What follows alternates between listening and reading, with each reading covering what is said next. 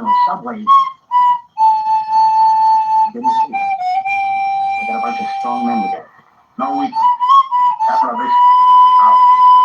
As you meant me to do. Give you a chance to. Won't quarrel about that. Go on. Well, you gotta make safe places for us to stay in, see? There are books. Science books. That's where men like you come in, see?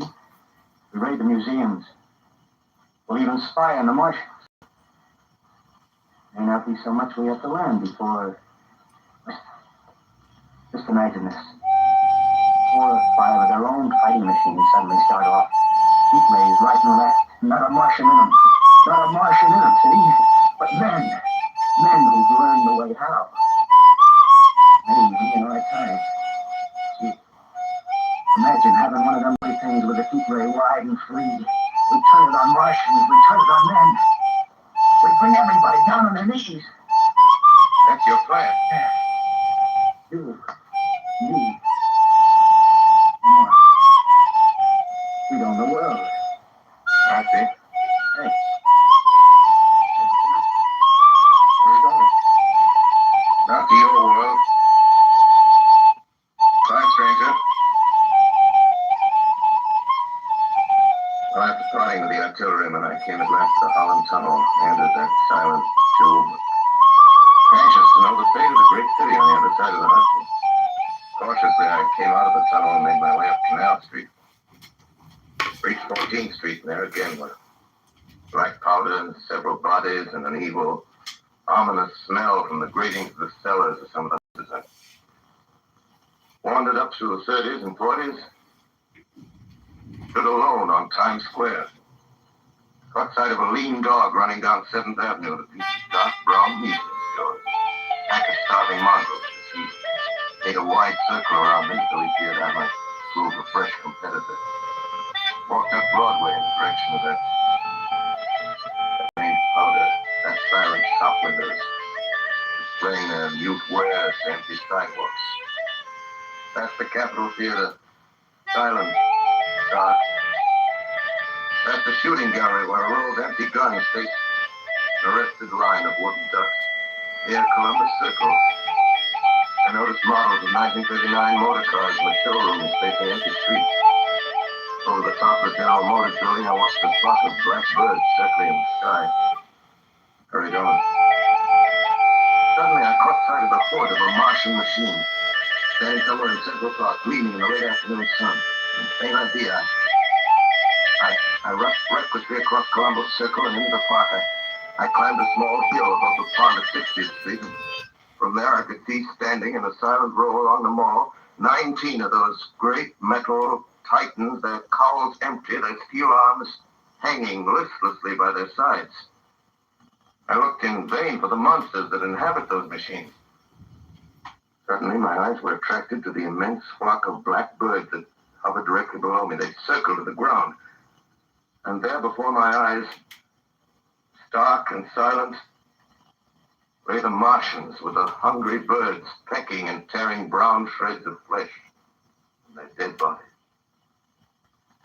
Later, when their bodies were examined in laboratories, it was found that they were killed by the putrefactive and diseased bacteria against which their systems were unprepared.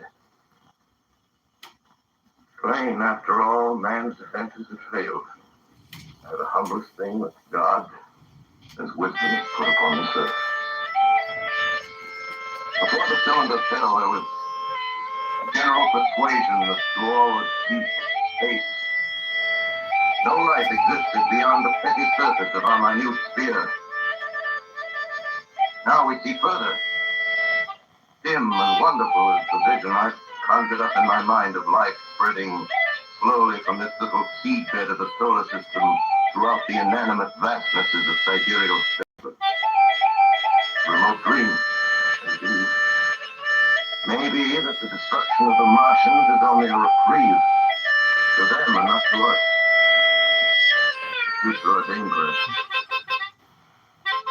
How strange it now seems to sit in my peaceful study, Princeton, writing down this last chapter of the record begun at the deserted farm in Groven Hill. Strange to watch children playing in the street. Strange to see young people strolling on the green where the new spring grass heals the last black scars of the blue surf. Strange to watch the sightseers enter the museum where the disassembled parts of a Martian machine are kept on public view. Strange when I recall the time when I first saw it. Bright and clean cut, hard and silent under the dawn of that last great day.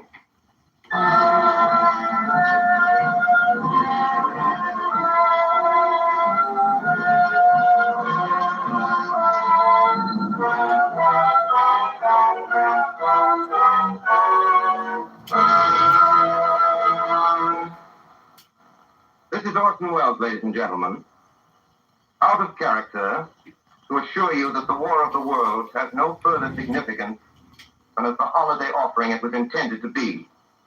The Mercury Theater's own radio version of dressing up in a sheet and jumping out of a bush and saying boo. Starting now, we couldn't soak all your windows and steal all your garden gates by tomorrow night, so we did the best next thing. We annihilated the world before your very ears and utterly destroyed the CBS. You will be relieved, I hope, to learn that we didn't mean it, and that both institutions are still open for business. So goodbye, everybody, and remember, please, for the next day or so, the terrible lesson you learned tonight.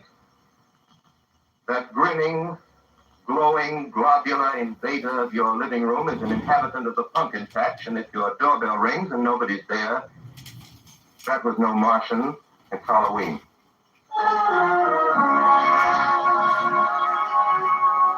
Tonight, the Columbia Broadcasting System and its affiliated stations coast to coast has brought you The War of the World by H.G. Wells, the 17th in its weekly series of dramatic broadcasts featuring Orson Welles and the Mercury Theater on the air. Next week, we present a dramatization of 3 famous short stories. This is the Columbia Broadcasting System.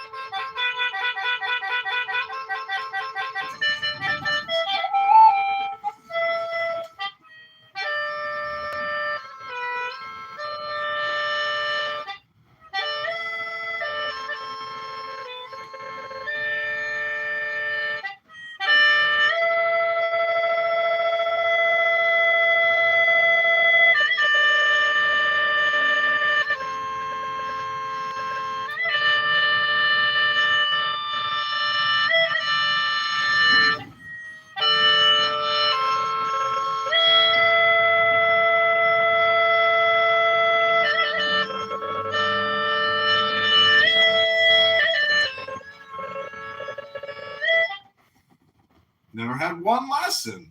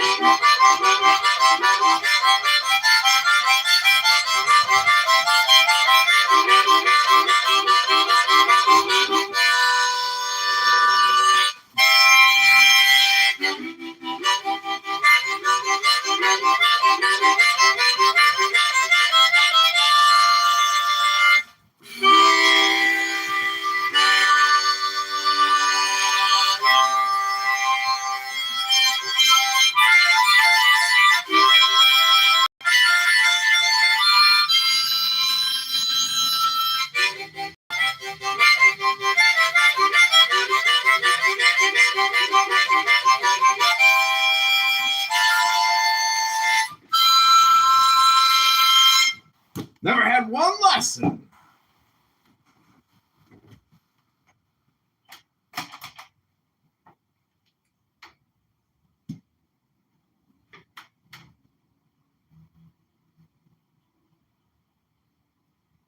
Only if Iran continues to fight. That would basically have the inverse effect of a peace subsidy, shrinking the bargaining range, and under most circumstances, failing to smooth over the bargaining frictions.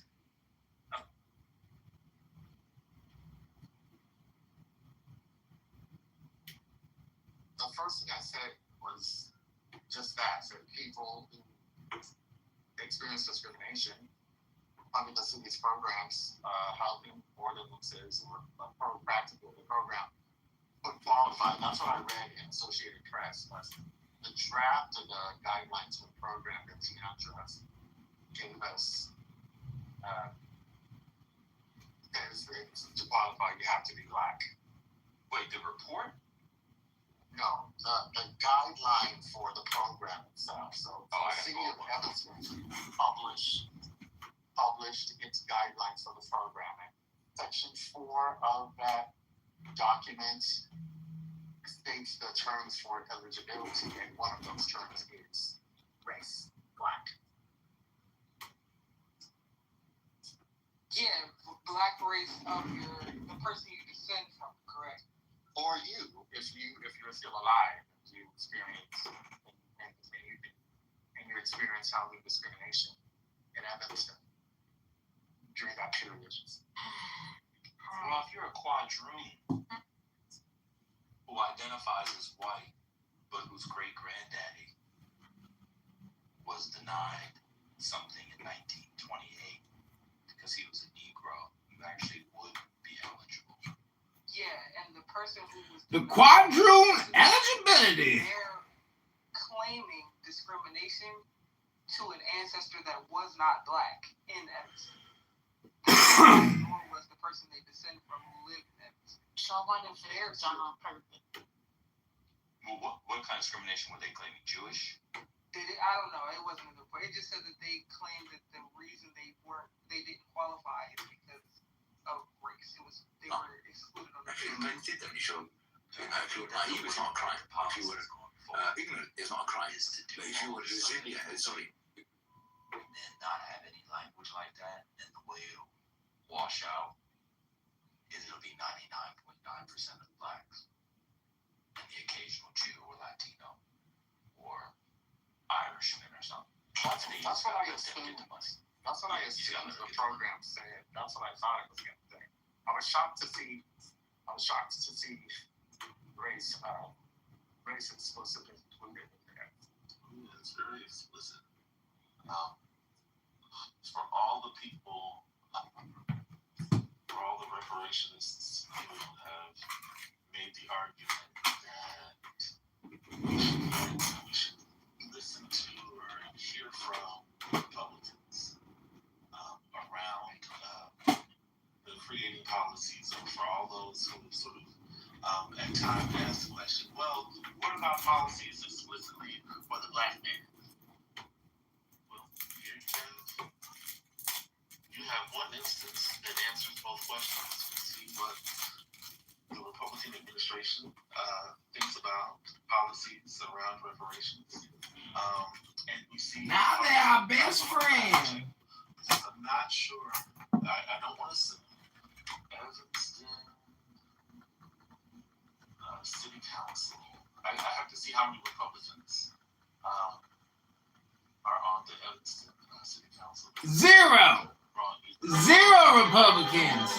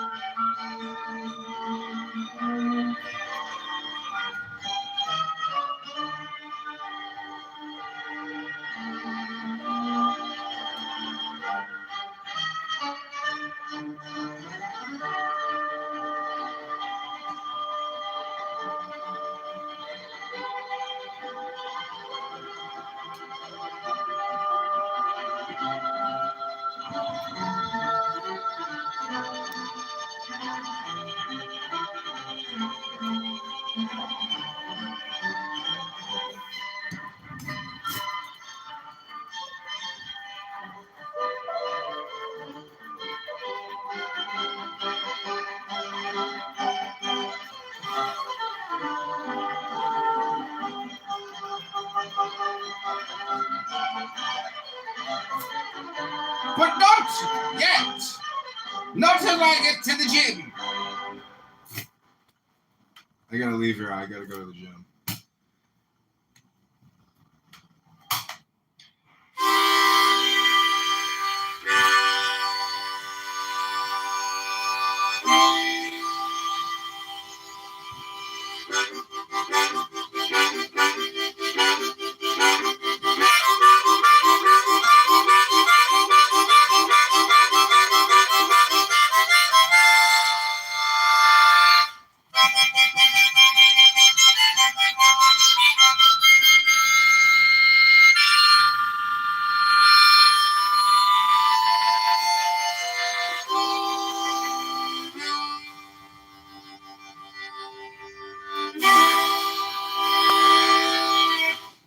Never had one lesson.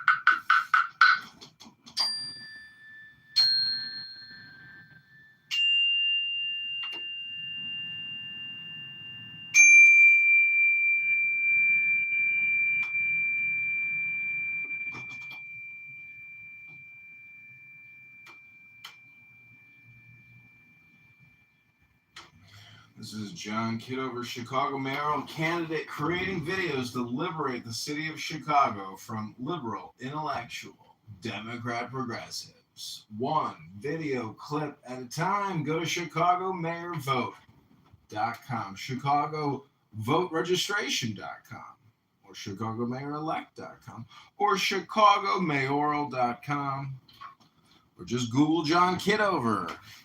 Rabono Shalom, we need your campaign donations for this Chicago mayoral race, and we need your signature now on our petitions. Today's the official campaign launch party for John Kitover, Chicago mayoral candidate 2027. Like, share, and subscribe to this video.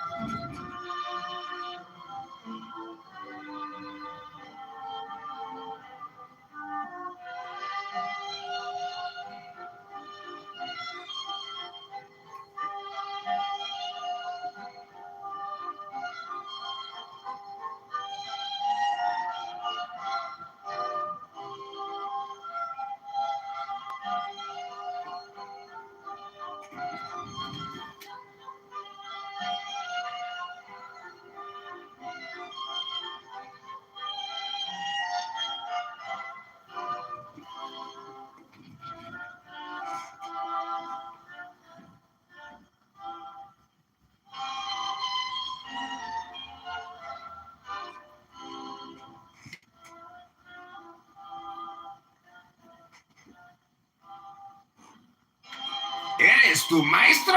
Sí, soy un maestro.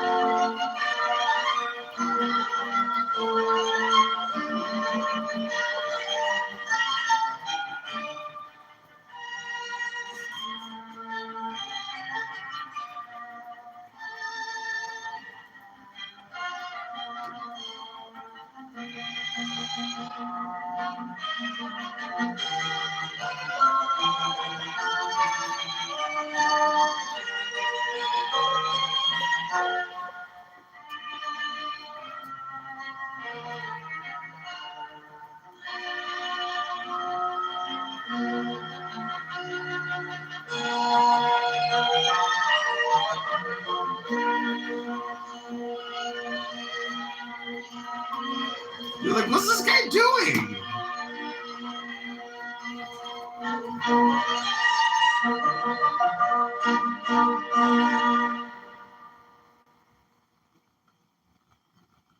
If you haven't figured out what I'm doing, I'm creating clips. Here for YouTube, exclusive. John Kitover directs Mozart, the next mayor of Chicago, the greatest artist in Chicago, greater than Obama and his husband, Michael. I hear U2 and Bono are performing at the Obama Center. Wow! What a show that's going to be. Tickets are only going to be $80,000. You get an Obama ticket with Bono and U2. That's a big ticket in Chicago.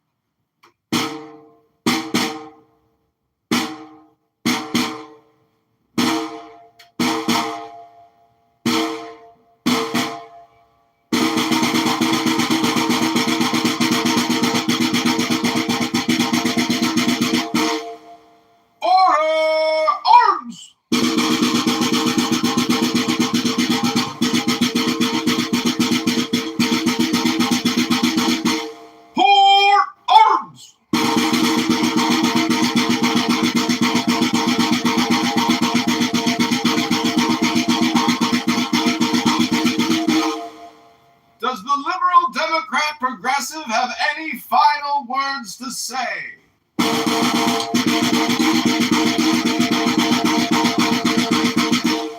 Hello?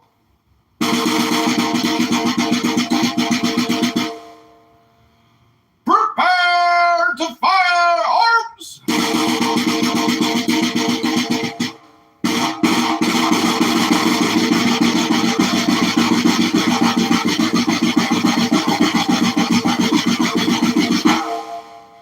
Fire!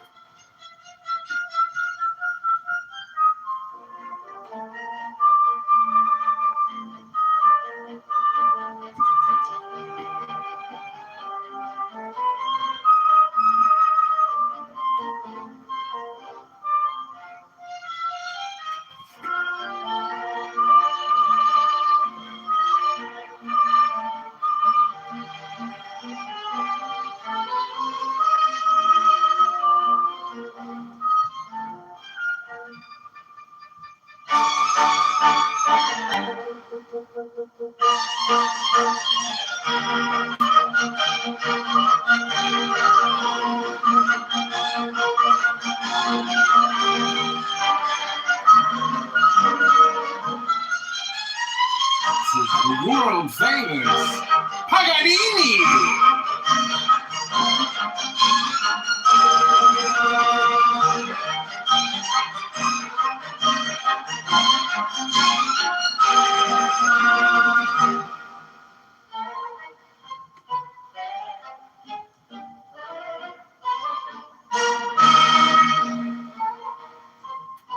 You are listening to the world famous Paganini.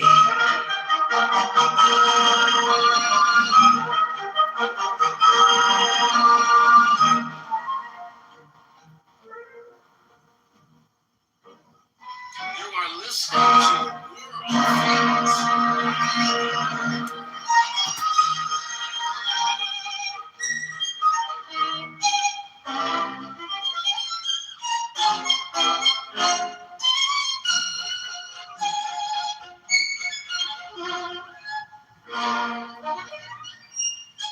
are listening to the world famous.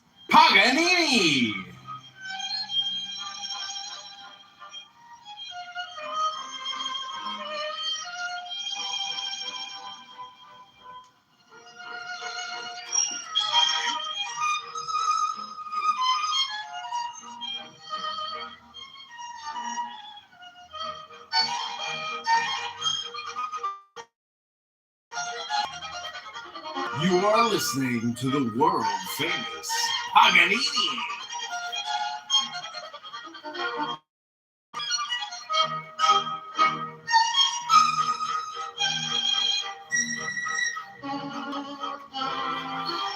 You are listening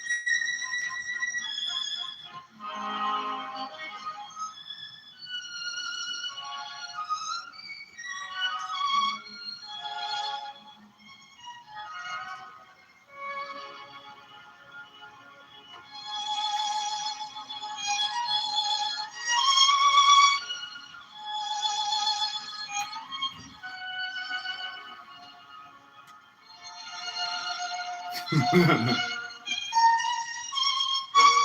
It's true, they're building all these AI data centers for people like me. Creators. I am a creator.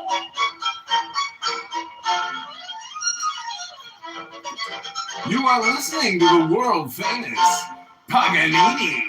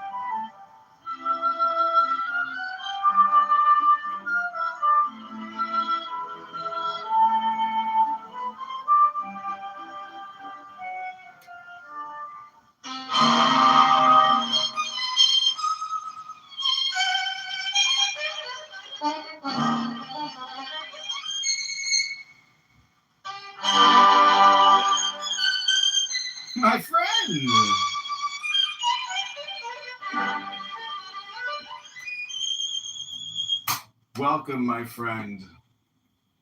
What's up? It's been a while. How are you? Rabbono Shalom, I'm listening to Paganini. Oh, that was nice. Very, very good music. Sometimes, John, I'll be honest, I love talking with you. But sometimes when I talk with you, I'm afraid that you're disappointed in me because I'm still wasting my life. But then I remember, you're wasting your life.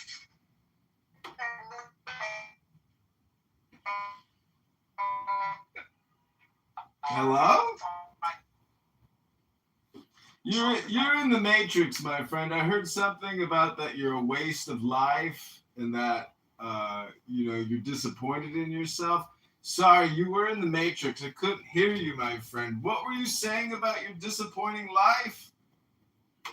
I said, sometimes when I said I love talking with you, but sometimes when I talk with you, I'm afraid that you're going to be disappointed in me because I'm still wasting my life.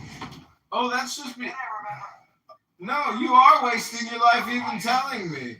No, I heard you twice now. I was just being facetious. You're wasting your life, yeah. I am judging you now because you've wasted your time twice now telling me about how you're wasting your life and I'm wasting my life. But you see, my friend, there's a difference here. I'm not wasting my life. You're wasting your life.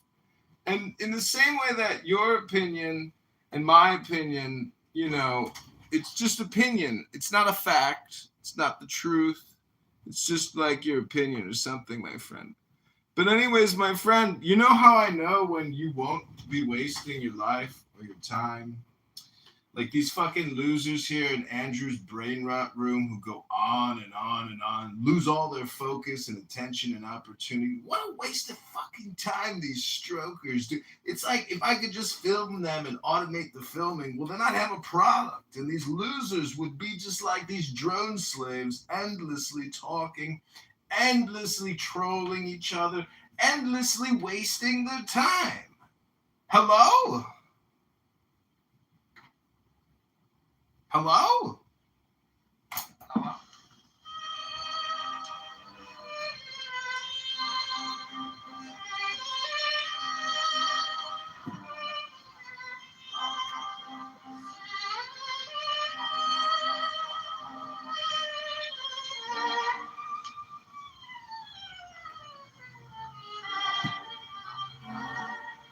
Hello?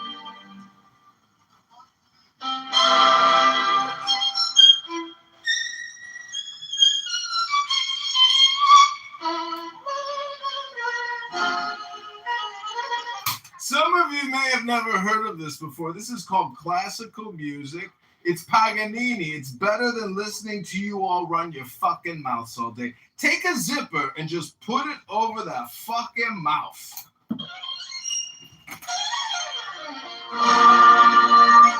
Oh, that means you have to use your ears now. Stop using those fucking lips. Those big fucking lips. That big fucking mouth.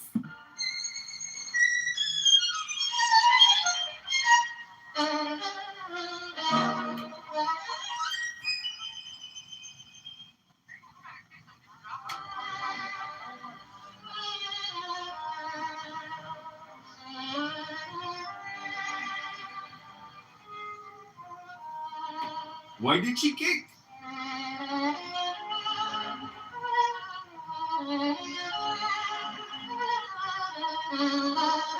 Okay, more Carmelo Anthony, 24/7, 7 days a week. I'm not a faggot. You're not going to get that. That is public property. The school is. I know, it's on the beach. So, no, but the tent you purchase as your tent. It's different. That's your, you have. Yeah, it's their tent. They have their own tent. It's their tent for their school. Their school purchased it. Okay, it's not private. It's not a private event. This is what it's like. You do know that the coaches said that he's supposed to be on the tent, right? You do understand that everyone said he's supposed to be on the tent, right? Including the Yes, he did know. He was supposed to be. He wasn't supposed to be under there. That's cool. Robert, okay, all right, look up. Look up Robert Starr. Just look at his testimony, and it goes into detail about that. As well as Tiffany. As well as Tiffany Whitfield, who also said the same thing. She's a trainer. And this is part of the case. Y'all don't care about facts. Y'all like y'all. Wait a second. No, We do. Wait a second. Just wait a second. It's true. That's what Austin's coach testified. He also was feeling massive guilt for not being there. Do you remember that part? Because he wasn't there under the sun. Okay, so hold on. There's a part 2 to that. You guys still crying about the Carmelo Anthony verdict? Did you shut the fuck up and get on my stage, you cocksucking faggot? Get off the fucking stage. That nigga, my friend, my ass, bro. So the second part was, there is obvious, would you agree that there's an incentive for him to say that kids don't go under each other's tents? Yes or no? Just that it's an incentive. Not that it's true or false, just that he has an incentive. I don't see this. Okay. You're a dishonest dude. All right, I'm just gonna keep going though. You're a dishonest interlocutor. You don't have to agree. You don't have to agree. But I think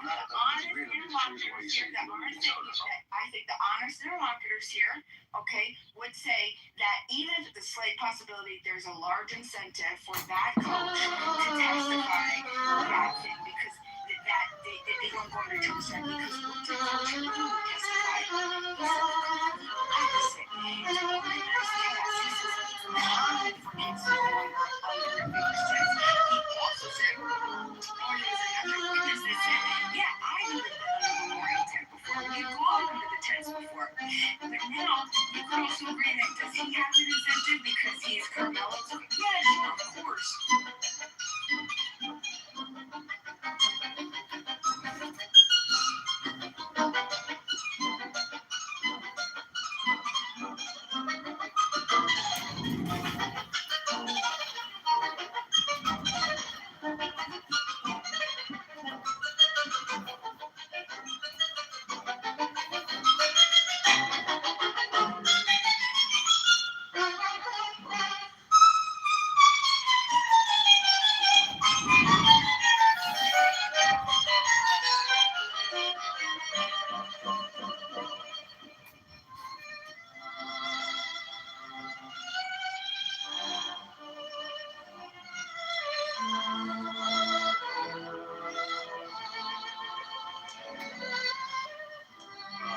Nuclear issues, nuclear attack. That's just really what's very quote unquote a dark ground party.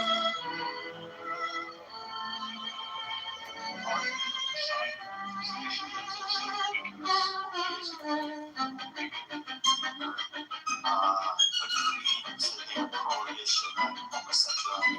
Now there are other Christian churches like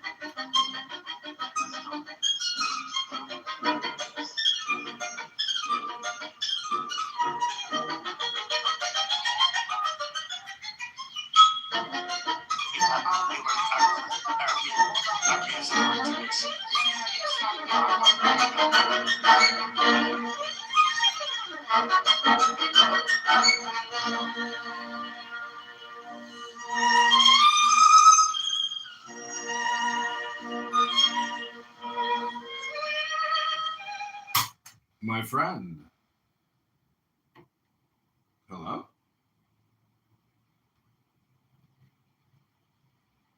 Hello?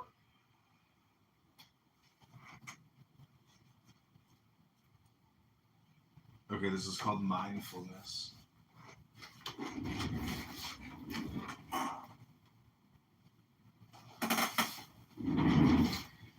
Mindfulness is the path to immortality. Negligence is the path to death. The vigilant will never die, whereas the negligent are the living dead. With this understanding, the wise, having developed a high degree of mindfulness, rejoice in mindfulness, delighting in the domain of the noble ones. These awakened ones, dedicated to meditation, striving actively and vigorously, attain nirvana, the ultimate serenity, the ultimate security, the fame and fortune of the man who is vigorous, aware, unsullied, acting with consideration and restraint, become ever growing. The wise man by vigor, mindfulness, restraint, and self-control creates for himself an island which no flood can submerge. The foolish, the unwise surrender themselves to negligence, whereas the wise man protects his mindfulness as his most valuable possession. Don't lose yourself in negligence. Don't lose yourself in sensuality, for it is the mindful and meditative man who will experience supreme happiness. When the enlightened man frees himself from careless behavior through mindfulness, free of sorrow, he gazes on the sorrowing masses as one on the mountaintop gazes on the plain below. The mindful person among the mindless, the aware person among the unaware, surpasses the rest with his wisdom, like a superb racehorse, outstripping an old worn-out horse.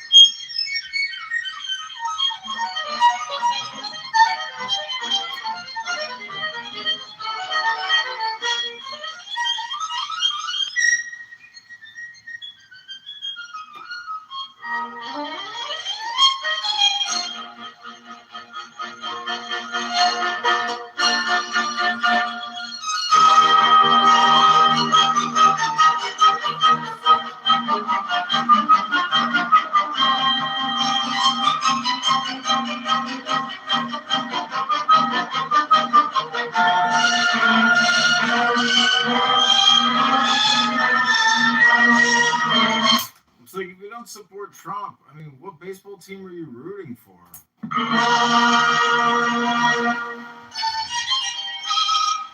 You ain't rooting for America. Let's get her done.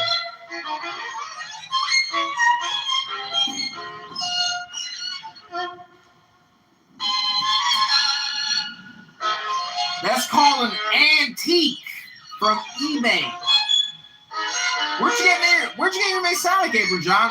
eBay.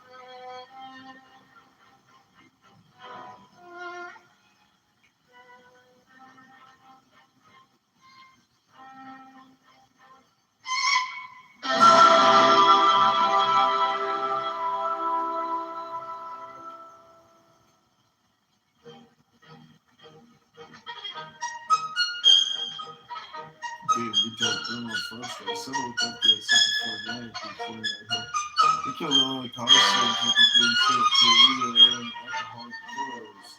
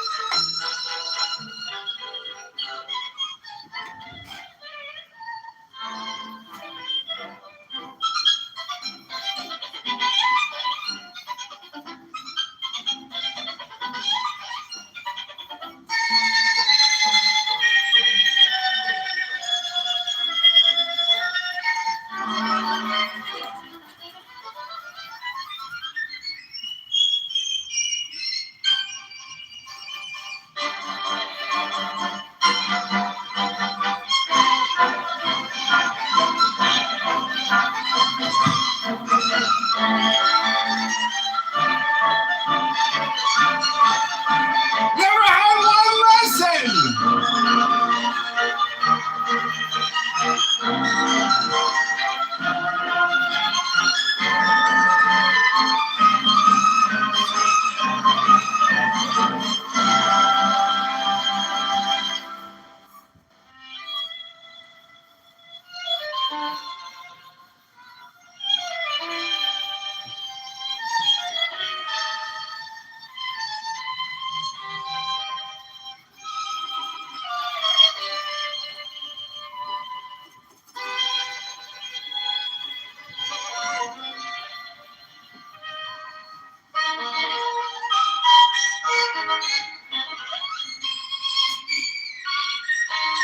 Uh-oh.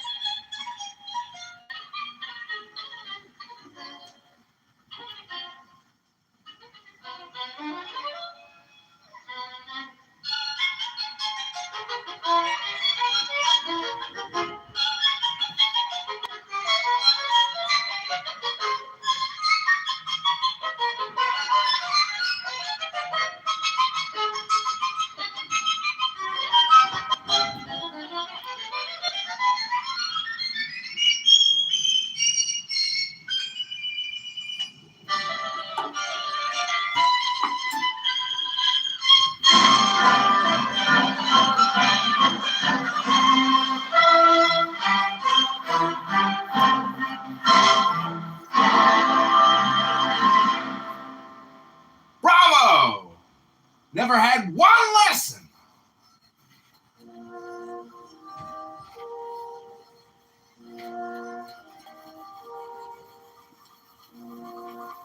It's not working.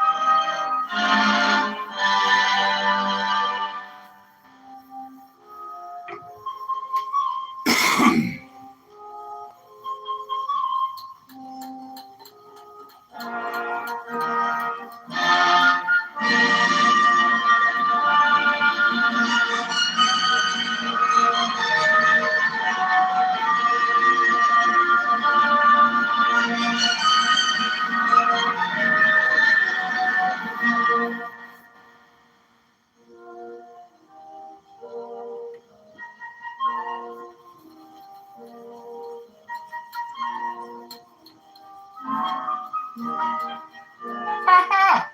Never had one lesson. Most successful classical musician on YouTube today. He doesn't even play. He's so good.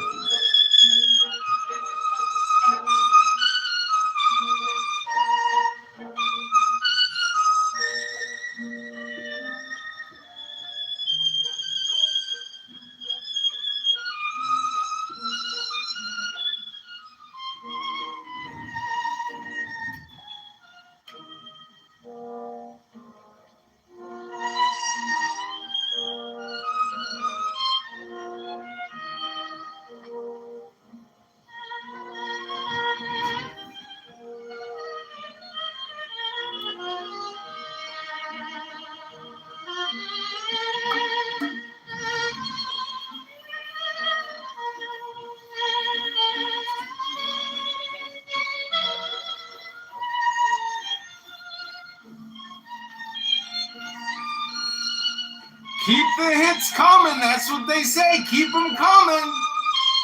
Hit them again. Hit them hard. Keep the hits coming.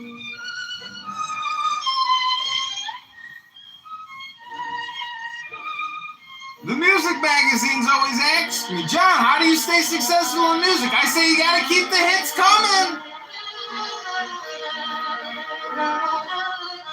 It's not easy to stay relevant these days. All the best music's already been made.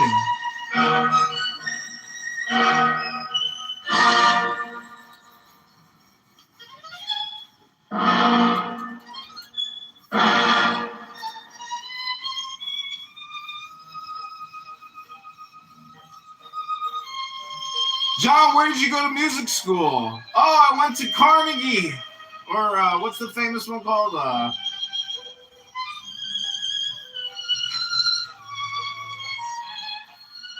Where'd you go to school? Where'd you go to music school? I went to Clown Town. I went to the clown tent. I just hung out with the gypsies at the circus. They taught me how to play the fiddle.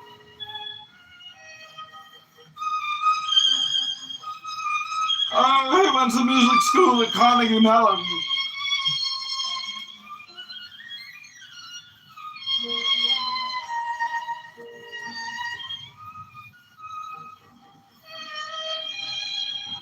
Oh, the grace! This man has such grace, such presence.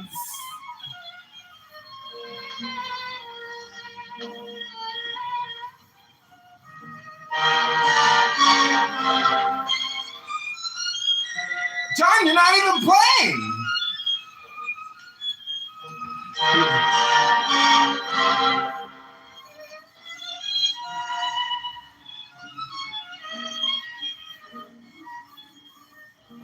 Nowadays, people don't even play the instruments. They just pretend they're playing instruments on YouTube.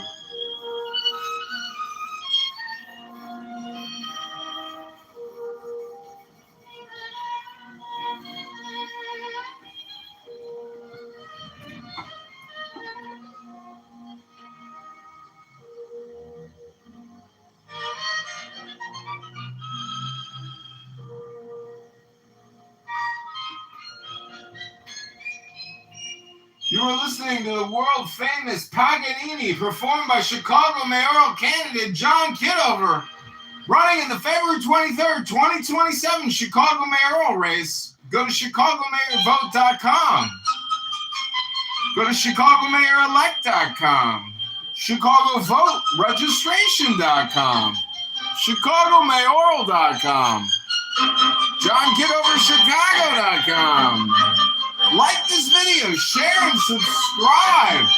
Together we will liberate Chicago from the Democrat, liberal, communist, progressive liars, the fraudsters, the scammers. Turns out you can't be racist. It's against the law. Reparations was a scam. You can't discriminate now. It's against the Constitution.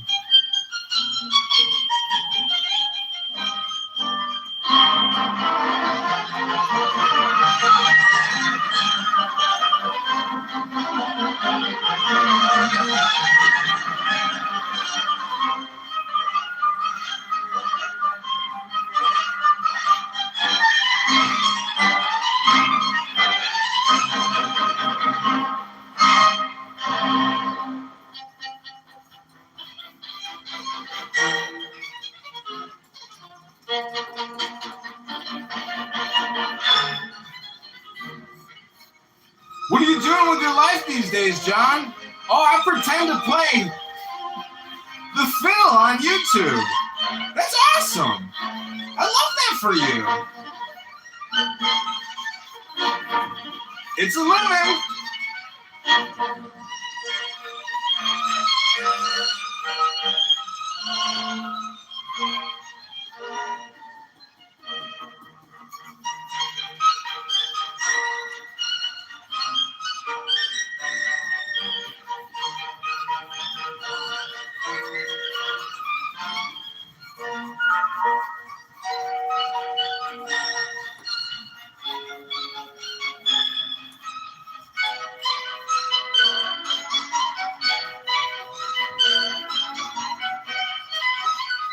Is the guy really playing the violin? It really kind of looks like it, right? Am I seeing things or hearing things? Which one is it? Is John Kitover playing Paganini? John Kitover plays the violin. Have you seen Kitover play Paganini on YouTube? It's incredible.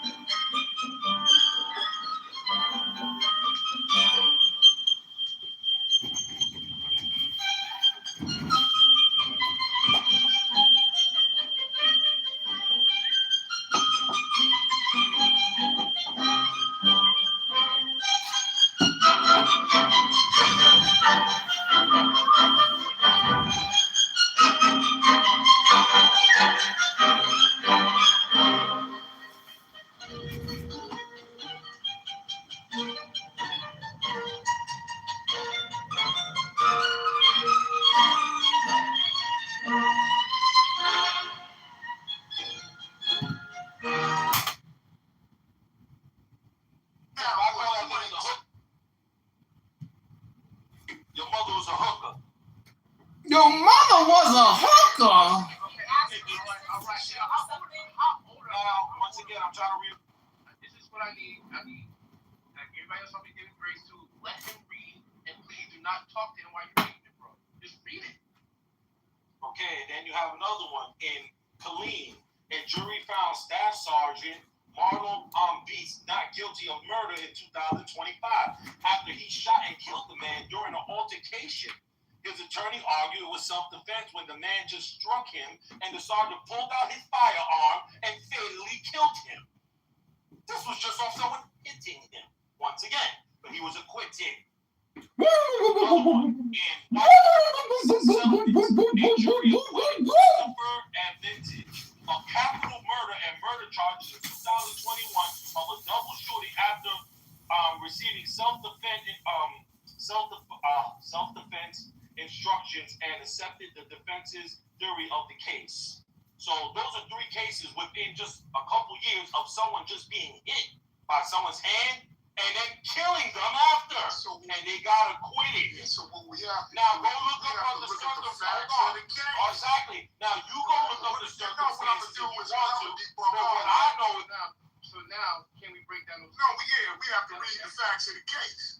Yeah. But that may be a little too much reading. hold on, Mr. 400. All I'm saying is this. Yes. For this man to say, because this is what the argument is. The young man, Anthony, is saying when he was attacked, he feared for his life. So that is the reason of him pulling out the knife. And in that case, if he claims this, right, that means the knife is justified. Because if someone punches you and you receive them back with fighting them back, yes, that's proportionate, yes. But now if you're in fear of your life, you can pull out that legal weapon if you want to. That's Texas law. So that claim was never made. The claim of Indian. Now, according to the defense, yes, it was. That's what they were arguing. What's the first case? What's the first case? We're going to pull the case. We're going to read the facts of that case. What's the first case you mentioned? What's the first case? The first case is Torrent and in Torrent County. Juan Ramos Escamilla. Juan, Juan Ramos. That's Ramos. Obviously, you know that. And Escamilla. It was a murder in 2025 after he stabbed someone of a confrontation when someone hit him. Can I address something real quick before y'all continue this thing back and forth? Mike said in the chat. And that happened in Fort Worth, Texas. Resistance, you ain't bro. My bad. Nah, you good, King. Give me one moment. Mike says that Carmelo, a white man, ironically, Carmelo was not in fear for his life, or he wouldn't have talked shit and would have walked away when asked. That's not true at all. Not everybody that's scared is going to freeze up and retreat. Right? Retreating is not the only indicator that a person is scared. I've been scared of plenty of situations. That's why it's called fight or flight. Those are both fear responses. Some people will fight for their life, others will retreat. So let's not say because he stood his ground means that he's null and void of fear, because that's not true. You probably should read a book. So real quick, Sniper, he could be in fear. The problem is, right, he could be in fear. The problem is you have to go off what's being said and alleged. It's the same logic. I bring this logic up where this is probably a lot more passive, a lot more talkable. Someone comes up to a guy and says, hey man, let me use your bike real quick. And the guy's like, sure, go ahead. He's like, I'll be right back. He called the police on the guy as soon as the guy takes his bike, right? The cops get the guy. He said, hey man, he told me I could use his bike. And the police asked, why did you call the police? And you say, you told me to use it. I was afraid he was going to take it anyway, so I just told him yes. Like, do you see how stupid that sounds and how fucked up that is? Like, you may be scared and all that, but we have to go off what's actually said. So if he's daring them, which is escalating the situation, we just have to take it for what it is. So what he feels versus what he said is two different things. And more importantly of all, he had all the chance to clarify that, but he didn't. So this whole idea that we have to give him grace, he didn't even give enough the grace to give clarity on what he really felt during that time. So yeah, it's like it's over again the family. I got you. Everybody's saying, the whole retreat argument. There's no duty to retreat in Texas. That's one. So that's not a key indicator of whether he was scared or not. It is something that's called deterring statements. People sometimes say stuff to deter you from doing anything. If I look like I want to meet you with the same aggression that you're meeting me with, sometimes it will deter you because you're like, oh, this person is not scared. You understand what I'm saying? So, no, he didn't outright say, yo, I'm going to kill you if you touch me. He said, touch me, and you'll find out. There's no duty to retreat, so he's well within his right to respond that way. Can I give y'all the details? Someone's smart in here right now. Can I give y'all the details of the Fort Worth case if y'all let Jared in? So I looked it up. So the one that he brought up was John Ramos and Augustine Pineda. This is July 31st, 2023. I can give you guys the blow by blow, but pretty much John stabbed his friend Pineda one time and he died. They say Pineda was aggressive, he was drunk, he was wilding out. Juan's kids and wife were there, and he kept just wilding, and he attacked him. And he stabbed him one time with his pocket knife in the abdomen, and he bled out and died. So the defense made Sounds very similar to this case. No. The dude was beating the shit out of the dude. You ain't beating the shit out of him. They don't say that. You're He was making beating things up. his wife. He's trying to make it seem like Anthony was getting jumped. You believe that resistance? You believe Anthony was getting jumped? So by those white boys, absolutely. But y'all allowed to finish See? it. I'll quote exactly. According to the defense, Pineda was drunk, violent, and lunged at Escamilla. But before that, Pineda was beating Escamilla's wife. Yeah, he did. Yeah, he had jumped on the man's wife and was beating the man's wife up. So in other words, it's not the same. Okay, gotcha. It's not the same. And he said he stabbed one time. It's something, he's wilding out drunk, so he stabbed It is the same. Hey, beating his wife got nothing to do with him. Now, What they gotta do with him? we shouldn't entertain resistance. Yeah, I am Don't, serious. don't do it. Don't, please. He's a troll. And his brain's short. No, the only troll here is you because you're another coon. well, anyway, Hey, other Marcus, y'all just help me out, man. I don't know if you're sitting there and just put that person that's gonna keep on interrupting the conversation. I got you. Hey, resistance. Let's try to keep it on a conversation and not make personal attacks. Now, if somebody says something about you, I'll let it rock. But if you Yeah, but he just did this on me. What do you got, selective hearing? listen, bro, I need you to calm down. I'm just talking to you as a man, bro. If No, nobody, I got no problem with you, brother. I'm just saying, but he did insult me first. That's why I called him that. I'm not getting this. I got you. So listen, fellas, don't throw stones and hide your hands. If you say something to him, he say something back. You know what I'm saying? Let's be men and have a civil conversation, please. also, in most I'll say states, this. in the state of Texas, you are allowed to use force to defend other people. And oddly enough, you're allowed to use deadly force to defend other people's property in the state of Texas. But I think they repealed that part over the one case. But you can use force to defend other people, especially your family. And people have to understand what being a provocateur is, which I keep honing in on this point, right? Right, but not assessing. They were on equal footing. They were on equal footing. You asking someone to do something like move, asking, because again, that's what I was trying to address what you're saying, 400. If he's saying you better move or else, you're right, that would be a threat. For sure, I would take that as a threat. I know other people said no, I would. But someone say you better move just by itself, that sounds like a threat. So I think it's reasonable to say that as a threat. The problem is, that's not what alleged happened in this case. That's the issue. So when you guys frame this a certain way, I can't defend it because you frame it in a way that's indefensible. The problem is, you need to go off the facts that the case was alleged. This is why people consider him an aggressor. It was never framed that they just came him in a fashion the way he needs to defend himself. It seemed like they came to him in a fashion where they just wanted to iterate their grievances. Hey, could you please leave out 10? Could you leave out 10? They ain't got to say please. Hey, we need you to move, man. Like, you're not here. This is our shit, right? He turned it up by saying, you pussies ain't gonna do nothing. Touch me and see what happened. I dare you to touch me and X, Y, Z. Some of the sort. That is escalation. That's a propagation, right? And when you start doing that, you're taking it to another level, which warrants some type of physical action. And again, they didn't have to touch him because what could happen, he could just sit there the whole time and they just got to coach or teach or just let him sit there the whole fucking game. Who gives a fuck? But the point is, for the fact he did that, he loses every right to claim self-defense. He's not in a stand your ground position. That actually puts Metcalf in a stand your ground position because Metcalf is where he's supposed to be. Metcalf is doing everything right in this particular situation. He's not. So the bottom line is, this boy don't have a defense in y'all at this point.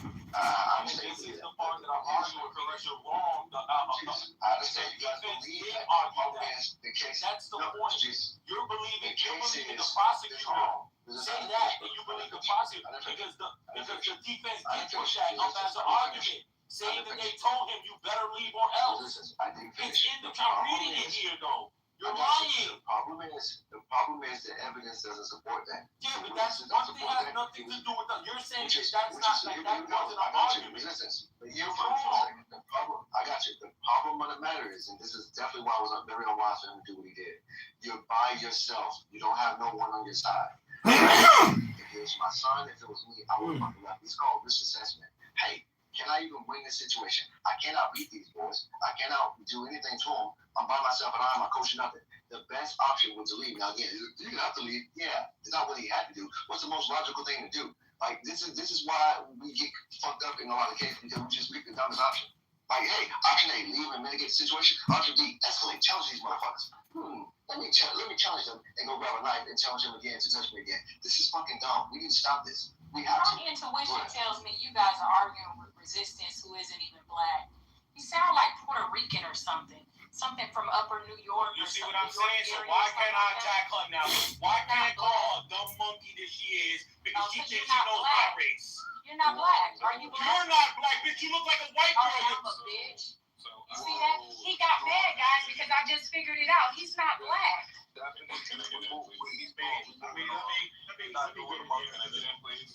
but that's the rhetoric of someone that's not black. You guys, I lived in New York for 2 years, so I know the accents, and I travel the country a lot. I know accents and stuff of people that aren't like black and white. So that he's like a Hispanic from like New Yorkish area, New Jersey, somewhere like that. So he's in here trying to propagate this type of violence for black people to be violent, and he's not even black. That's why he got so mad, because if he would have said, I am black. Can I get it? You know what? That's neither. He's irrelevant. That's why most of us are not paying him any attention. But here's the thing that I've been listening to everybody that is people are getting this whole case, and you can tell. I'm glad a lot of you people are not on juries. They keep saying that Carmelo Anthony had a knife. He did not have a knife. Even in the trial, they labeled it a tool. They labeled it a tool. They labeled it a tool. That's during the whole trial. I got the minutes. Back in the great city of Chicago, the Windy City, for one of my favorite things to do, a Bumble IRL event, we got the Beat Pitched event Wednesday night Chicago at Paradise Park, 7 to 9 p.m.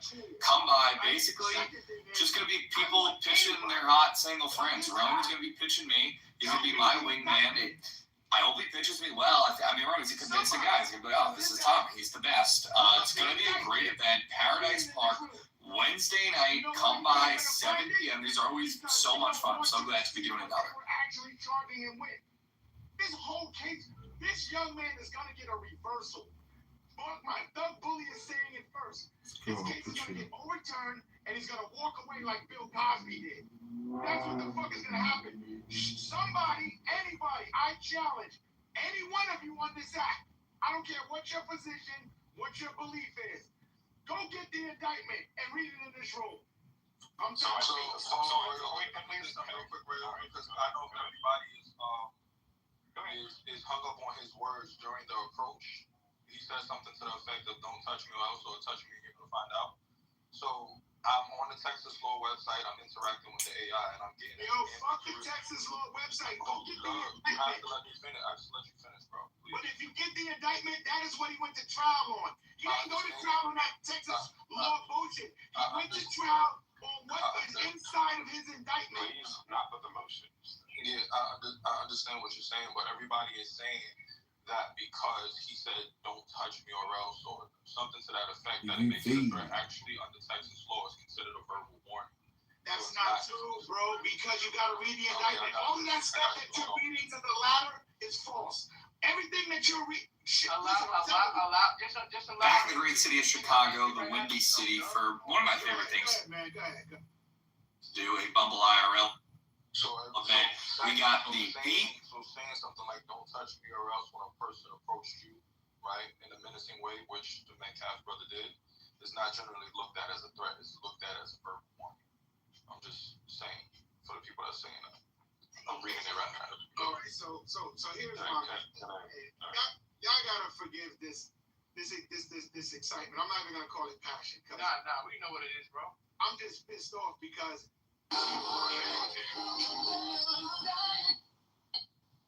people are actually uninformed. People are actually uninformed. Everybody keeps, oh, he had a knife, he stabbed him with a knife. And if you actually read the indictment, I haven't even read the indictment yet. I want to read it. I want to see what that group of people in that room, in that secret room, decided to say, this is enough evidence to take this young man to trial.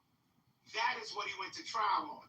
Anything that is outside of that indictment, pure propaganda, pure fodder to make that jury be bolstered and biased and come into a decision.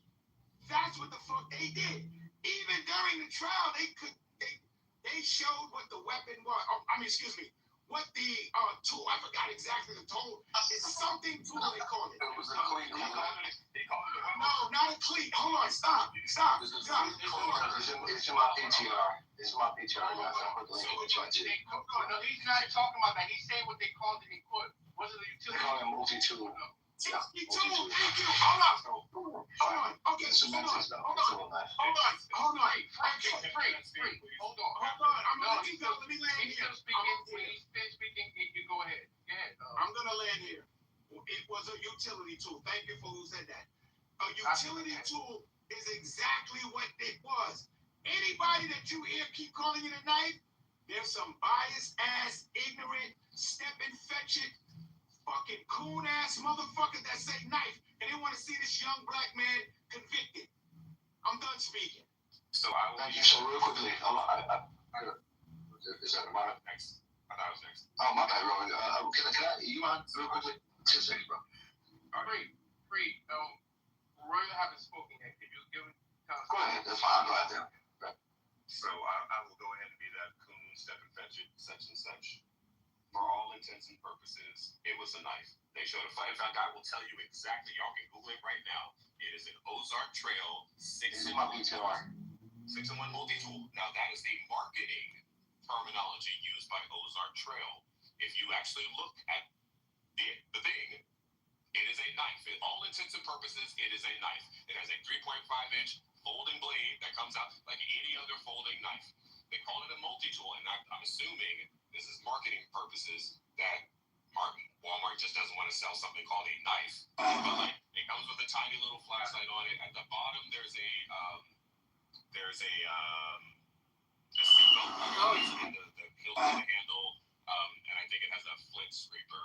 But those are just extra add-ons. If you saw it on the ground, anybody around here would look at it and say, that's a knife. This is another part of it. Okay. That's what next.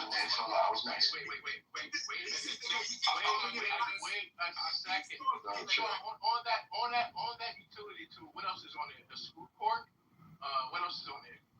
There's a flashlight at the bottom of the hilt. There's a blade inside the bottom used to cut your seatbelt.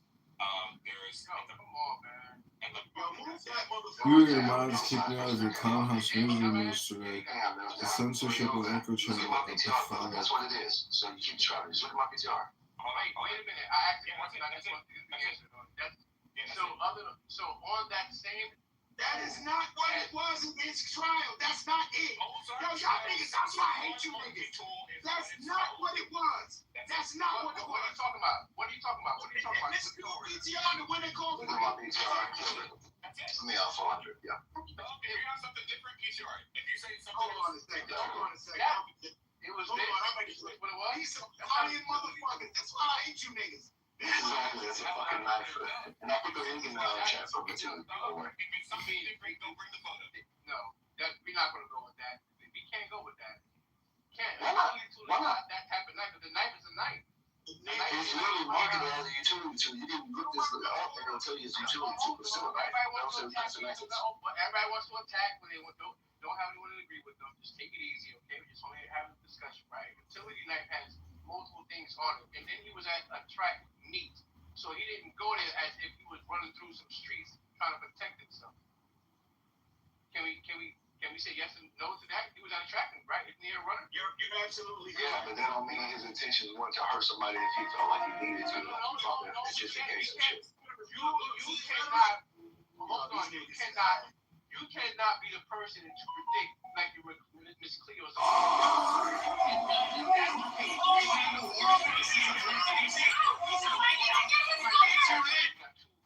Two to three people, even if it's just two people, because they were twins. So if one brother do something, I don't want to hear. Please don't do that to me. All right? Because if your brother do something, you're gonna react with your brother to at the same time too. Right? Yes or no? But that didn't happen. They didn't do anything. All right. You might generally speaking, but that didn't happen. I asked you. Yes, I would generally. Yes. All right. I'm saying yes, I would generally speaking. Don't go too far, range. Yes, because of course you when you're in that predicament, that's the only time you can say, okay, this was damn, this motherfucker right here, niggas big ass motherfucker. Nah, I'm not fighting these niggas. Like if I have to, I'm gonna protect myself. Right? That's what happens. If you have to, that's a key word. Yes. So he didn't go to the track meet with intentions to hurt someone. Now, if I know if I'm going to go somewhere with a couple of dudes on that wear the opposite color as myself, I'm going to carry a gun with me because I might get touched.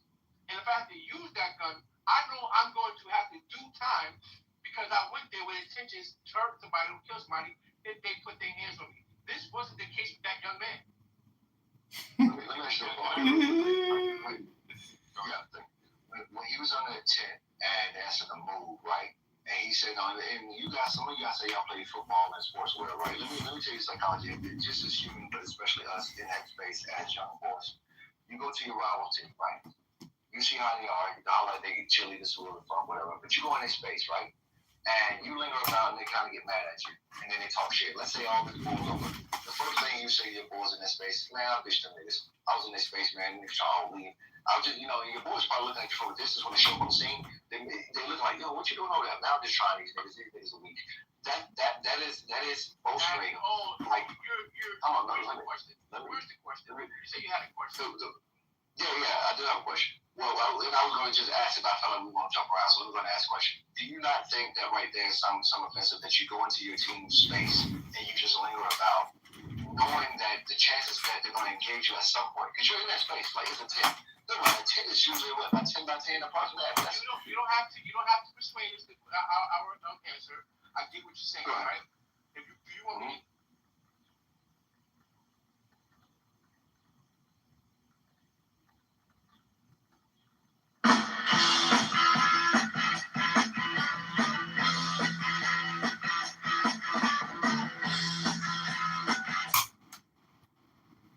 Well, I can't play that. But I'm going to shut all this down.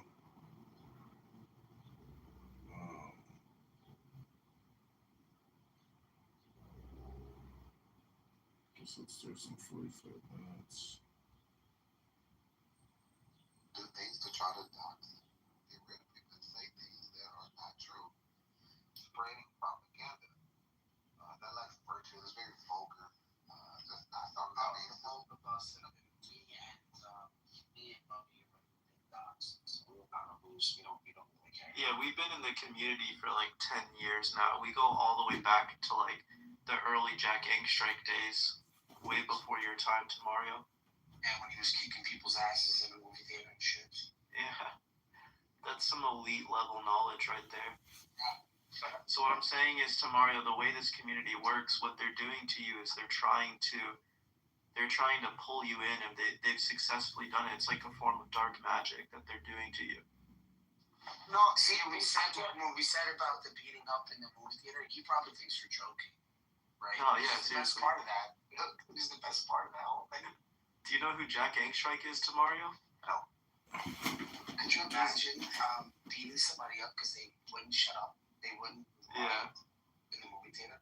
And admitting it. And then he said he stayed, like, even though the cops got called, because he couldn't miss the movie. Yeah. Because he watches a certain amount of, like, he's watched every single movie. Apparently, like, he said in that documentary that he would, like, sit in, like, the cinema for, like, 17 hours at a time. And so he would eat foods that, like, made him constipated on purpose so that he wouldn't shit. So he could just sit there all day and watch movies. Yeah, because he was so full of shit that he was, Oh my gosh. Mario, this is the man who started this community. So, like, who do you think is the leader of this community right now, Mario? Again, these are things that I don't think about, but I don't know. Well, right now,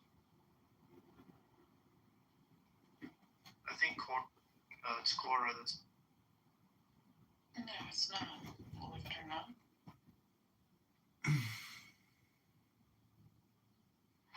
I think Cora should do an audiobook with her voice reading Greek mythology. I'd totally buy that. Do you like Plato? I would love to do that to Mario. Wait, who's muting my boy, baby? It's Daniel. Bubby. It's Daniel Nero. Yeah, please. This is my boy, bro. 40 minutes in your song. Yeah, be a good boy, Daniel Nero, and stop. Anyways, I would love to do that to Mario, but Stephen Back in the great city of Chicago. And I can't outperform Stephen Fry. Well, there's I suppose. I mean, okay. I hear you.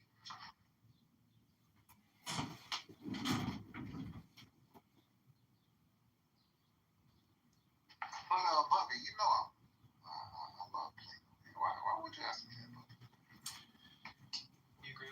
physics.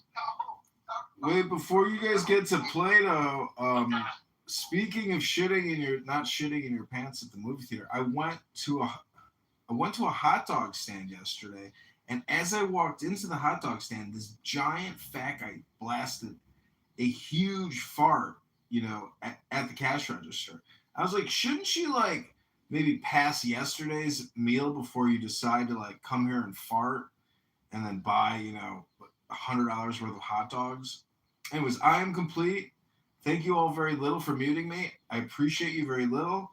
I hope you all have a great day with the rest of your platonic conversation. And Cora is definitely the leader. Megatron has lost control. Daniel has lost control.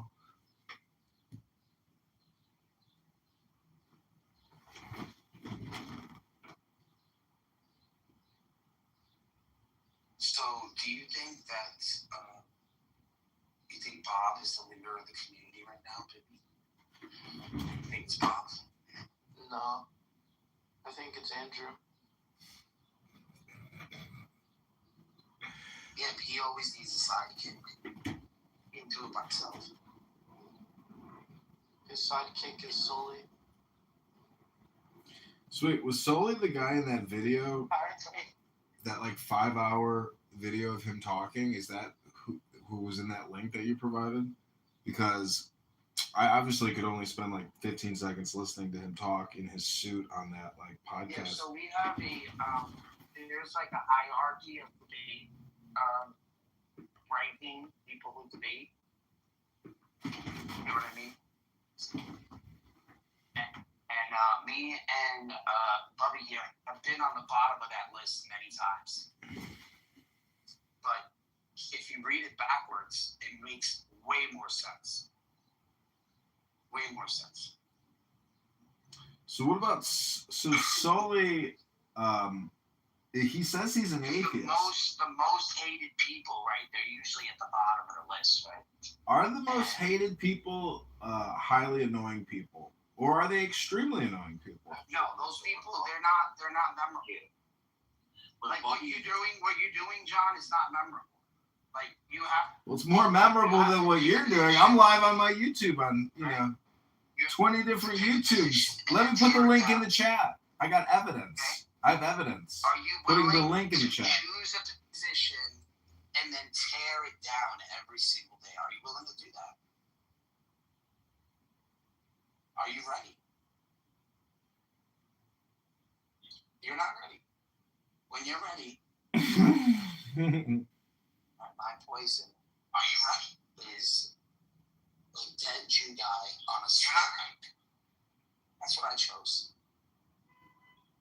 It's the hill I'm fucking dying on. Well, you ain't dying on books, that's for sure.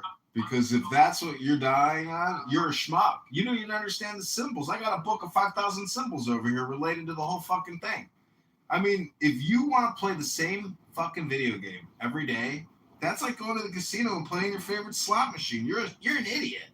That fucking slot machine is taking from you with every bet, sucking your opportunity away from you. You could keep playing the same video game every fucking day of the week. That's what you do. I get it. Oh, I see what you're doing. I've been noticing this about you within the last, week or so, probably. I think it was scattered in the beginning. Scattered. But you don't right? Scattered. The fact that you don't know how to start trends. Oh. Right? Like you come in here and you get mad. He's the trendsetter. Right? And I can teach you. I can teach you how to do it, right? He's the zeitgeist. Okay, Dr. Zeitgeist. If you say so, Dr. Zeitgeist, I didn't know you were a trendsetter in here. I get it. Yesterday, we collabed, and it was a success. We hit a home run. But that was because of the collab. And it was because of AI and Grok. No, I think there's one thing that you just have to feel correct. First of all, let me just point of clarification. We already arrived at the understanding that you're able to suck your own dick. You're able to suck your own balls, dude. If you did as much yoga as I did, you could actually possibly kiss it. You could kiss the tip of it, maybe. Can you suck we know you can suck your own dick. Can you suck your own balls? Yes or no? That's a no. That's a no. And I can barely kiss the tip. So when you say I can suck my dick, you're really making an all or nothing statement, which is not quite accurate, because if I can just extend my tongue out and put it into the hole of my scrotum, well, is that technically sucking your dick if you can just lick the tip of your penis? All right, we got Cora on stage, guys. Can we Cora likes. can we be a little? Can we not? Yeah, can we not? Because I don't want her to get upset. No, she's gonna leave. She's gonna leave. Then she's gonna have a secret meeting I'm not gonna know about, and then get blamed for not being there because I was sleeping. You know, so let's just chill out. Dude, the best part about this is gonna be that if I do say something inappropriate, it's always gonna turn back to bar. Yeah. From platform. Yeah. I can say what the fuck I want. Always. But anyway, John, when you swallow your father's cum, is there something Whoa. about it that makes you feel like a cocksucker? Well, projection alert detection activation system. When you say, if I enjoy drinking my father's splunkum, is that really related to the abuse? Just don't have it anymore, Barney. Dude, remember? Doesn't have it anymore. Oh, I still got it. But you're just projecting your dad's horror story onto me, Nero. So enjoy your day. I'm going to go about my best life. Good luck. God bless here in your redundant video game for retards. Take care now. Thank you very little. Bye-bye. So well. It was weird. You know? Like we had this thing like it was like we had sex. It was amazing. I was crying. It's a great collab right there. And, you know, whenever you have a Muslim in here who just won't give it up, just let me read the story of the untold thread. And then we can see where they stand in their family with regards to the pedophilic behavior. Like a trend like this where, in other words, apologetics would be done in this poetic way. Right? See, what it is a hypnosis. Another story too. Oh my God, let's do it. Yeah. Well, this story consists of the same frame, but I want to add the zinger in the beginning. I want to start the story with either, brother or the father of the daughter experience, and then him realizing as a kid he comes up and he's like, oh, you know what I mean? Like something that affected him before he found out this was the norm. Do you get what I mean? You get where I'm going? Who knows where I'm going? Like the tragic thing, and then we find out, oh my God, like, he's broken the world, and he's a Muslim. And he doesn't realize that the very thing for experience is ultimately that one person, his personal thought, everything of is that same very demise of his pain. Yeah, Daniel knows where I'm going with this, man. This is going to be an A&E special. And not for nothing, I got another one for you, John.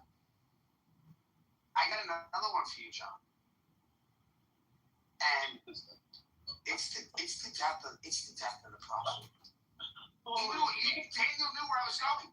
He knew where I was going. Right? And I want a triple generation, starting with Aisha. Coptic, and then the woman who's taken from Tamar. I want all three of those, and then ultimately, right? The climax, John. We gotta have a private conversation. We're gonna do this. I'm gonna try. I got the whole thing mapped out. We're gonna have all I need is 2 minutes with you, and we can come up with the whole story. But you kind of get where I'm going with that.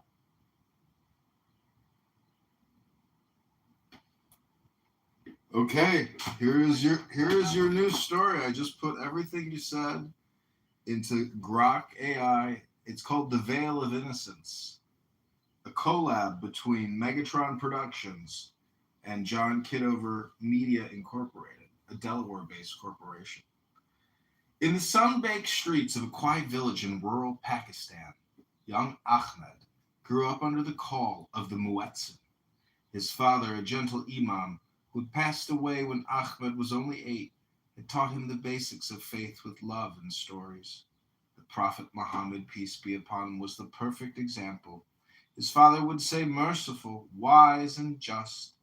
Ahmed memorized verses from the Quran, prayed 5 times a day, and fasted during Ramadan with a pure heart. He had never heard the troubling details that scholars debated in the distant madrasas or online forums. To him, Aisha was simply the beloved wife, the learned scholar, the mother of the believers. Her story wrapped in reverence and innocence, the world was simple and faith was his anchor. When Ahmed grew into a man, life pulled him toward the wider world. He moved to the city for work, studied engineering, and began reading voraciously. One night, scrolling through forums and historical texts, he stumbled upon accounts from the Hadiths, Sahih, Bukhari, and others, detailing that Aisha was betrothed at 6 or 7, and the marriage was consummated when she was 9. The numbers hit him like a blow. His teachers had always spoken in vague, respectful terms or avoided the age entirely. Disillusionment crept in. If this is true, he thought, how can he be a perfect moral example for all time? Doubts multiplied. He questioned other aspects of the faith, miracles, conquests, contradictions he now saw everywhere. By his mid-20s, Ahmed declared himself an atheist. There is no God, he told his mother bitterly. Only stories men tell to control other men. The fall was swift. Without faith, Ahmed felt untethered. He lost his engineering job after clashing with devout colleagues over religion. Friends distanced themselves. His savings dwindled on failed ventures and aimless living. He drank to numb the void, which only worsened his health. A mysterious illness took hold. Fevers, weakness, and pain that doctors could not fully diagnose. He ended up in a rundown shack on the edge of the city, begging for scraps, his body wasting away. Poverty stripped him of dignity. Sickness robbed him of hope. Nights blurred into one long fevered dream of regret. What have I done? He whispered to the empty darkness. One particularly cold night, as Ahmed lay shivering on his thin mat, he slipped into a deep, vivid dream. There, in a sunlit garden that smelled of roses and incense, stood his father, young, strong, and smiling. As Ahmed remembered him from childhood prayers, "My son," his father said, his voice warm and steady, "you have wandered far because you sought truth, but stopped halfway." Ahmed fell to his knees. "Father, I learned the truth about Aisha, her age. How could any man defend that? It shattered everything." His father placed a hand on Ahmed's shoulder. "The records are there, Ahmed. The Prophet married Aisha when she was young, as was the custom of tribes and kings in that harsh desert world of the 7th century. Girls matured early. Alliances were sealed through family bonds. Aisha herself narrated the accounts proudly later in life, becoming one of the greatest scholars of Islam, leading armies and teaching thousands. She lived to old age, respected and influential. But the deeper truth you missed, my son, is context, not excuse. Every era has its norms. Great figures are judged by the light they brought, not by modern standards alone. Muhammad ended female infanticide, elevated women's rights in inheritance and divorce compared to his time, and built a community from chaos. Yet he was a man of his time, not a flawless angel above history. True faith grapples with this. Rather than fleeing into denial or blind rejection, atheism offered you no answers, only emptiness. The universe still whispers of design, returned to seeking truth without fear, the real kind, full and unfiltered. Tears streamed down Ahmed's face in the dream. I was so lost. Truth heals when embraced wholly, his father said. Wait now. Live! Ahmed jolted awake at dawn, sweat soaked but strangely calm. The fever that had plagued him for months was gone. His limbs felt strong again. He rose, unsteady at first, and walked outside into the golden light, digging near an old olive tree behind his shack, a spot his father had once mentioned in stories of their ancestors. Ahmed's hand struck something hard. He unearthed a small, weathered chest. Inside gleamed gold coins, ancient jewelry, and faded documents, a forgotten family inheritance buried during times of war, worth enough to change his life. Strength returned fully over the following days. With his health restored and newfound resources, Ahmed rebuilt. He studied deeply, reading history, philosophy, and scripture with fresh eyes, neither naive believer nor angry rejecter. Months later, at a community gathering, he met Fatima. She was kind, intelligent, and shared his quiet quest for meaning. The conversations flowed easily from faith to doubt to discovery. In time, they fell in love. They married in a simple ceremony under the open sky, vowing to seek truth together, raising any future children with honesty about history's complexities and humanity's enduring search for the divine. Ahmed's life became one of balance, prosperous yet humble, healthy in body and spirit. He never forgot the dream. The truth had not been simple condemnation or whitewash, but a call to mature understanding. And in accepting it, he found his way home. His new wife, Fatima, was only 8 years old.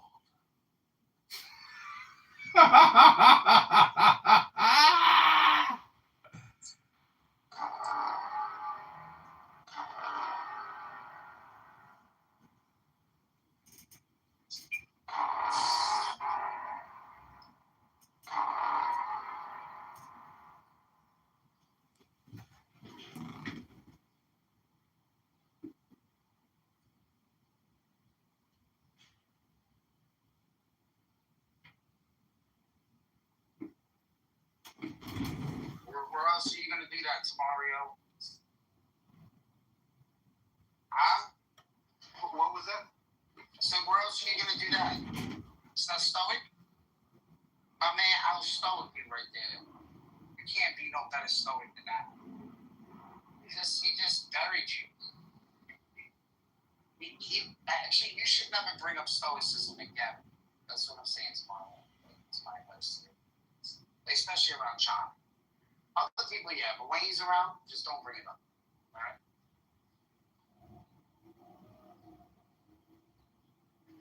Sure, Mark. Well, I like Stoicism. I have this Harvard classic of Marcus Aurelius, Epictetus, and Plato, and it has this one little passage called the Hymn to Cleanthes. Have you ever read it or heard of it? Because it discusses a lot of very important, yeah, Hymn to Zeus, same thing. Because if you believe in the one God, or if you're an atheist or a polytheist or a monotheist, it's an important document to read to understand what people, what is this little hymn saying? It's saying quite a lot. And it's beautiful and it's empowering. And it talks about universal law. Well, you can't have law without enforcement.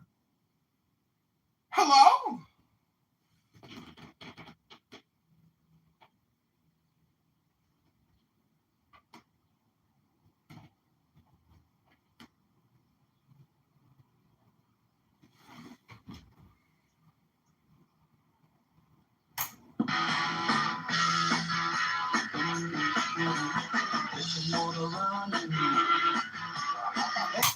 Cleanthes really go from Zeno to Chrysippus, I think, really had it kind of figured out.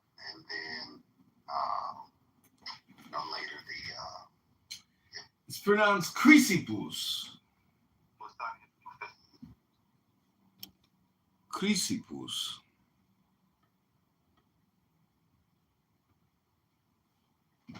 Okay, we've hit the 3-hour mark on the John Kitover show this morning. Thank you all for being a part of this musical entertainment experience. Without you, none of this could have been possible.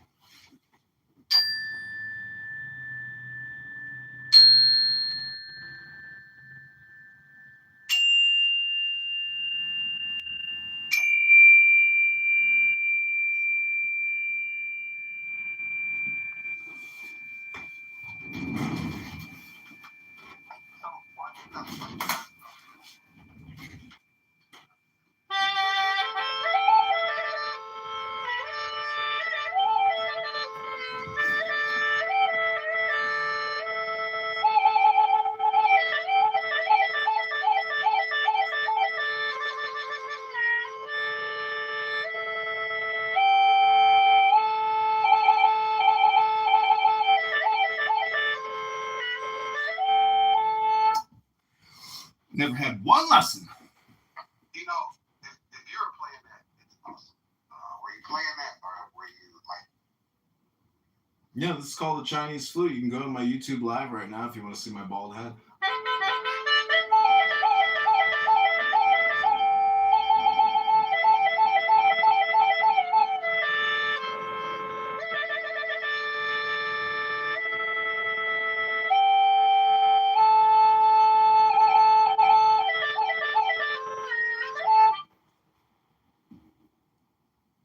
Yeah, not bad, man.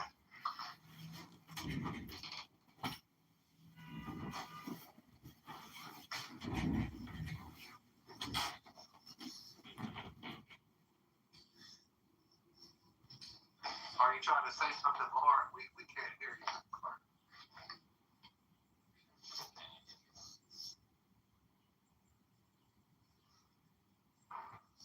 Can you hear me now? Yeah, that's a lot better, sir. Okay, thank you. What's going on? What is the discussion? You want us to fill you in on it? Go to ChicagoMayorVote.com. What were you talking about? ChicagoMayor.com. Thank you so much. You can fucking find out. Instead of interrupting the discussion and asking us like what we're talking about. Like how fucking impatient are you?